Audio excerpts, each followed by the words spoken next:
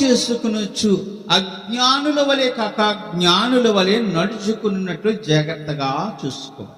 జ్ఞాని అయిన వాడు ఏం చేస్తాడు?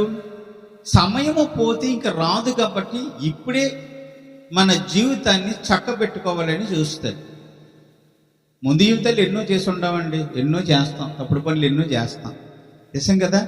అజ్ఞానం చేసినవి అసలు దేవుడు ఓర్చుకున్నాడు కదా. దేవుడు బ్రతకడానికి సమయం ఇచ్చాడు, మరి పిలుపుని ఇస్తున్నాడు. ఎదుగు నేను మిమ్మల్ని క్షమిస్తాను, మారు మనసు పొందండి అన్నప్పుడు పొందటానికి బాధ ఏంటి?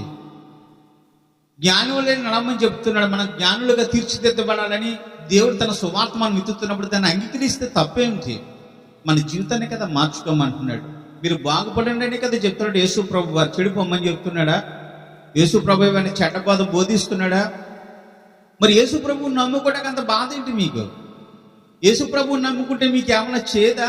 యేసు ప్రభువు నమ్ముకుంటే మీకు ఏమైనా ఇబ్బందా? ఏమైనా నష్టమా, కష్టమా? ఏముందండి? ఏమన్నా అడుగుతున్నాడా మిమ్మల్ని? కానుకలు ఇమ్మని అడుగుతున్నాడా?